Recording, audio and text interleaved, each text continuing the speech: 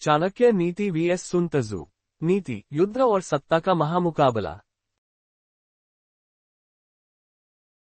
Part 1, परिचय। दो महामानव।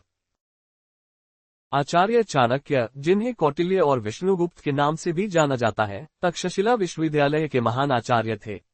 उन्होंने न सिर्फ चंद्रगुप्त मौर्य को सत्ता दिलाई, बल्कि मौर्य साम्राज्य की नींव रखी और अर्थशास्त्र एवं चाणक्य नीति जैसे ग्रंथों की रचना की।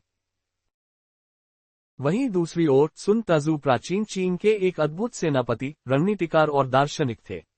उनकी रचना द आर्ट ऑफ वॉर को आज भी अमेरिका, रूस, चीन जैसे देशों की सेनाएं पढ़ती और अपनाती हैं। पार्ट 2, दर्शन और दृष्टिकोण का अंतर। चाणक्य मानते थे कि राजनीति में आदर्शवाद नहीं, यथार्थवाद जरूरी है। शत्रु को केवल हराना नहीं, पूरी तरह खत्म कर देना चाहिए।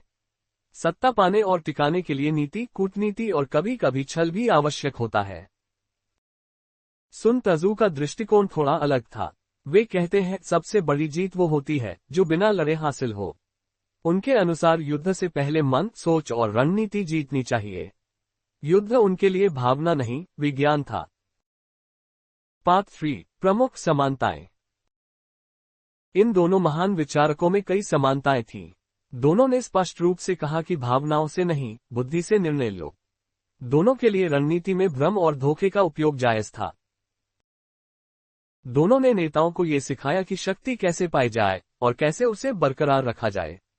और सबसे महत्वपूर्ण, दोनों ने अपने अपने युग में राजा, साम्राज्य और भविष्य का निर्माण किया।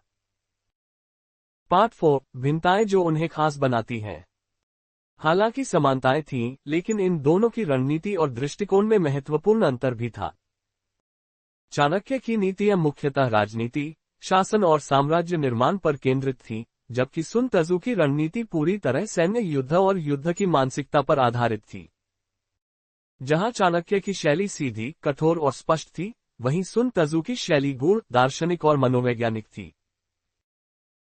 चाणक्य का लक्ष्य था सत्ता की स्थापना और शत्रु का पूर्ण नाश, जबकि सुन त्जू का उद्देश्य था शत्रु को भ्रम में डालकर बिना लड़े जीतना। इस तरह एक ने सत्ता की रक्षा की तो दूसरे ने युद्ध की कला को परिभाषित किया। पार्ट 5, कौन ज्यादा प्रभावशाली। दोनों अपने युग के सबसे बड़े रणनीतिकार थे।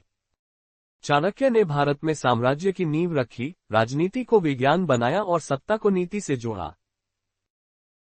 सुन त्जू ने युद्ध को बुद्धि और रणनीति की कसौटी पर रखा और सिखाया कि युद्ध जीतना जरूरी नहीं, समझदारी से टालना भी कला है। अगर बात सत्ता की हो तो चाणक्य नीति अमर है। अगर बात युद्ध की हो तो द आर्ट ऑफ वॉर आज भी दुनिया की सबसे प्रभावशाली पुस्तक है।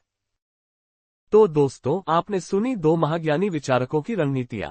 अब सवाल आपसे, आपके अनुसार असली रणनीति का सम्राट कौन है, चाणक्य या सुन त्जू? कमेंट करके जरूर बताइए। अगर वीडियो पसंद आया हो तो लाइक करें, अपने मित्रों के साथ शेयर करें और सब्सक्राइब करना बिल्कुल न भूलें। अगली वीडियो में मिलते हैं। चाणक्य नीति की 50 अमर नीतियां, जो आज भी हर क्षेत्र में उतनी ही सटीक हैं। Thanks for watching video.